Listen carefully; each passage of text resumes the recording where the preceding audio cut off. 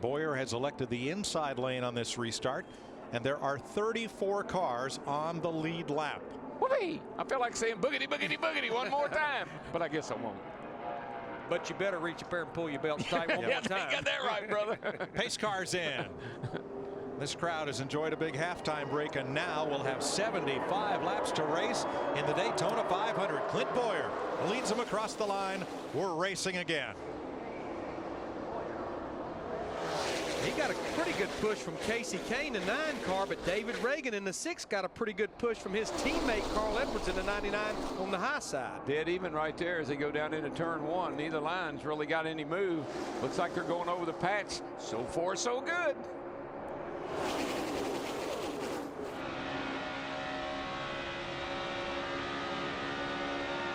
Looking at Clint Boyer, and here comes Harvick, giving the push and shove to Elliott Sadler into turn 3. That's all these boys needed was a little timeout. Yeah, you just wait. This is going to get real serious. There'll be 3 wide. There's going to be some heavy-duty racing going on from here on out. Clint Boyer's in his 5th Daytona 500. He's your race leader. Had 2 top 10 finishes in his first 4 500s. Won a nationwide race here last July. Looking for his 3rd Sprint Cup Series career victory. And you saw the highlights where a couple of 3 years ago he went across the start-finish line at the end of the race on his roof. You know, I'm not so sure several years ago that if a hole had come in a track like that, we'd probably, I don't know if we'd have been able to fix it or not. Elliott Sadler with Casey Kane. Earlier in the race, Kane was complaining that Sadler kind of left him high and dry. Now it's Sadler who's helping out his Roush, or rather his Richard Petty Motorsports teammate. Lurking, oh, ever so presently in 3rd place, Kevin Harvick. And you can see the speeds are higher now that the track has cooled down. 193 going off into turn 1. Watch him go down the back. Of course, the guy, you know, I just noticed one thing, Larry. We do have a tad of a headwind down the back today, so that'll hurt the speeds a little bit. But look at Casey. Look at his eyes. He's just worried about one thing, not where he's going. He's not even looking where he's going. Looking behind him. Who's going to make a move? Who's going to jump out? Which way do I need to go? He's got it right. He's still 1 back in the middle. 1 back in the middle. Now watch the glare off turn 4 here for right there, just for a little bit. And Casey's one of the few drivers we saw with a clear face shield, so he's got no protection from that sun. Maybe he was anticipating a late finish. There's your 3 wide, DW. Brian Vickers in an 83, oh, yeah. But he's not where he wants to be in the middle. No, but there's going to be a whole lot more of that 3 wide stuff because the guys are going to experiment a little bit and find out, hey, I can hang in there now. You know, we got some guys at the back of the pack like Matt Kenseth who changed the shocks, like Jimmy Johnson in the 48. They just ran their fastest lap of this race.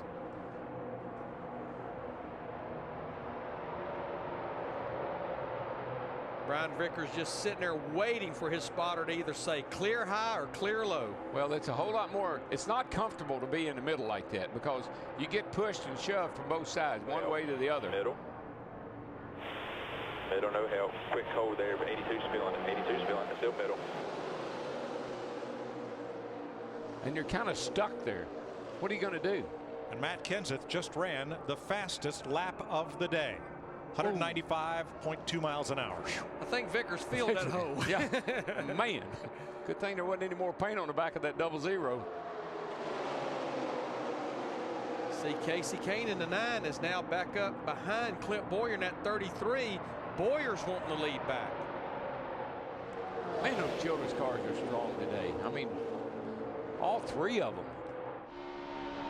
And in the 29, Harvick did just what he said would be difficult. Fight his way through those half dozen or so Fords and get up to where he can either help or challenge his teammate Boyer in the 33.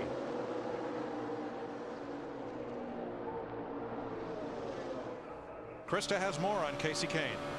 Yeah, Mike, you know, drivers choose going with drivers that they think will be there at the finish. Casey told me earlier today that down here at Speed Weeks, he feels like more people have been pushing him than in the 6 previous years he's been here combined. He says it's that Ford motor. They know he has the strength. He said, I don't know if we're a favorite, but I think we definitely have a shot, the best shot I've ever had here. Speaking of shots, the 6 car just gave that 9 a shot getting off into turn 3, and you could see how it just lunged him off in the corner. Yeah, Casey says it's kind of fun looking in the mirror and seeing people lining up behind you instead of being the other way around. He's really happy with his car, how it's running. Kane won on Thursday in his Gatorade dual race. He's had a very strong car all week. Previously, his best efforts resulted in 2 7th-place finishes in the 500. Maybe today he'll be the Pied Piper. And you know those cars that Casey and Elliott are driving in Allmendinger, those are the cars that they had. They just changed the fascia, put a Ford motor in it, and took off racing with the same car they ended up the year with.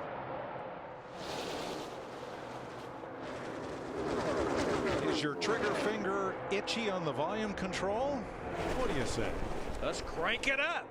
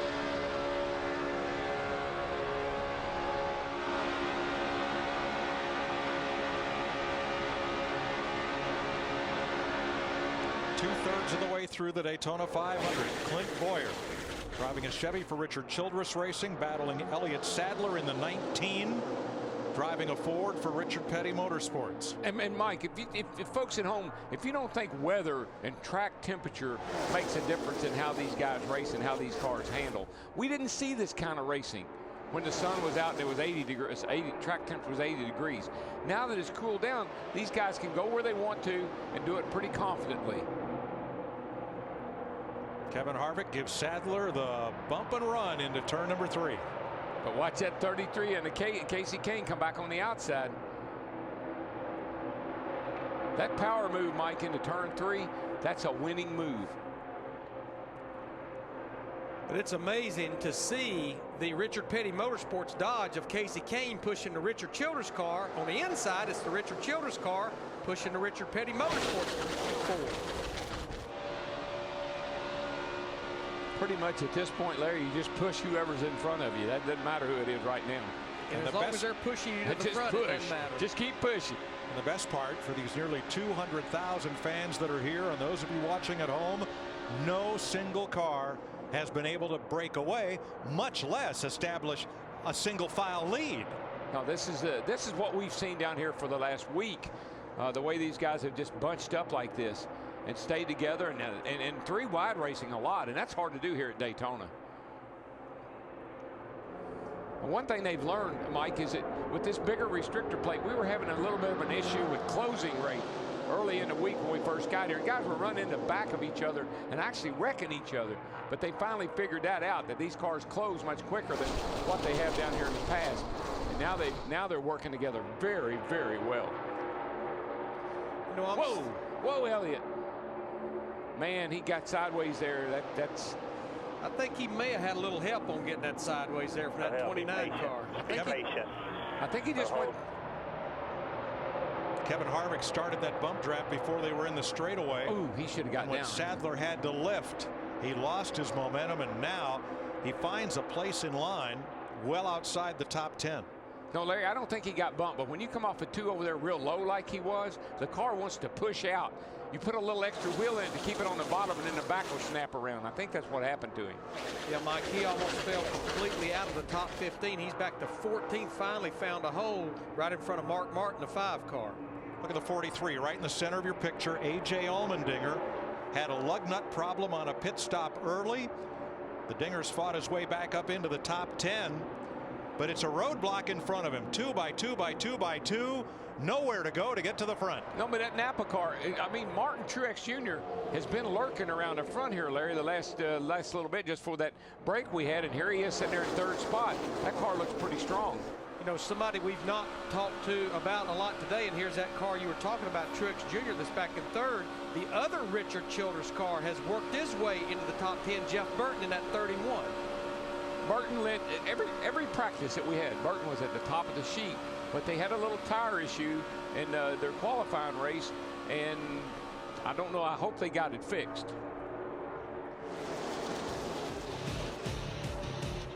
Kevin Harvick, who has won the Daytona 500, has fought his way to the front. 62 laps to go. The Daytona 500 on Fox is sponsored by Lowe's. For all your home improvement needs, Lowe's, let's build something together. By Old Spice, smell like a man, man. By AT&T, a better 3G experience. And by Warner Brothers Pictures Cop Out, starring Bruce Willis and Tracy Morgan, in theaters February 26th. 59 laps to go. Kevin Harvick, Martin Truex, Clint Boyer, your Old Spice man up, are the biggest movers. Jeff Gordon up 32 from where he started. Carl Edwards 31 spots. Old Spice body wash, smell like a man, man. 58 laps to go and at least one more pit stop. Oh, trouble back there on the back straight. Allmendinger in the 43. Caution is out. And he stays off the wall. Nice save. And a wild slide by A.J. Allmendinger. I think we'll see him. Can you get rolling there? Possibly get a little out. push. Leaders are just into 3. A little unburned gasoline in the exhaust pipe. No big deal. That won't hurt anything, but I think he's stuck in the mud. Look at the front tires. I mean, he's down. The splitter sitting on the track, on the ground. Well, there's probably a good chance not only is he stuck there, he's probably got flat tires on that thing from where he slid across the racetrack. As we've said, heavy rains in Florida over the last couple of weeks. Friday was a complete washout here. And with the high water table throughout the state of throughout the Florida Peninsula, not a lot of places for that standing water to go. So the grass there is pretty soft in a lot of areas. Allmendinger was running 6th. Let's see what happened to the 43. Coming off of turn 2 back there. I think you're going to see that he just gets sucked around. That's all that happens to him. And he's getting a little bit behind on his steering right there. And what happened was, we've seen that with this. I don't know if it has anything to do with the big shark fin or not. But when a car gets to your outside like that, it's almost like it has a magnet. It's almost like a vacuum cleaner.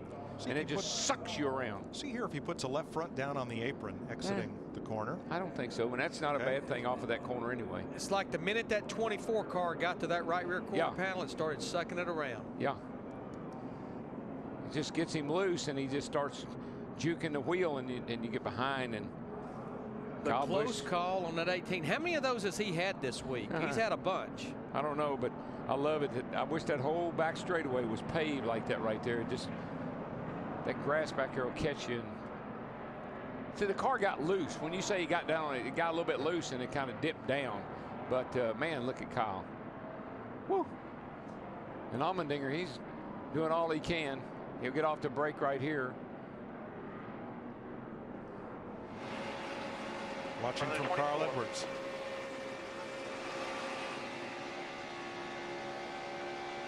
Green is still out. Yellow's out. That's just how much on the edge you are. When you're running beside of somebody, that's how much on the edge you are. The pits are open. 57 laps to go. Under the 5th caution of the day. Krista? Kenny Francis told his crew, make sure you are loosened up. It's been a while during that red flag since they did a stop, especially the new front changer and the rear changer. John Royer and Jim Carbon, new on this team. Casey happy with this car. Dick? Where it needed to be. They're going to do a routine 4-tire stop with no chassis adjustments.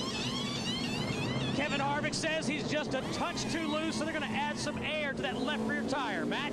A chassis and wedge adjustment, the track bar and wedge for Clint Boyer, trying to keep up with the racetrack as temperatures go down. 4th tire change. Hesitation, and he's away. Elliott Sadler gains 10 spots. David Reagan got blocked in his pit, couldn't get out. But you see, Elliott Sadler, that 19 car took 2 tires only, 2 right side. 43, A.J. Allmendinger from Kyle Busch's car goes for a wild ride.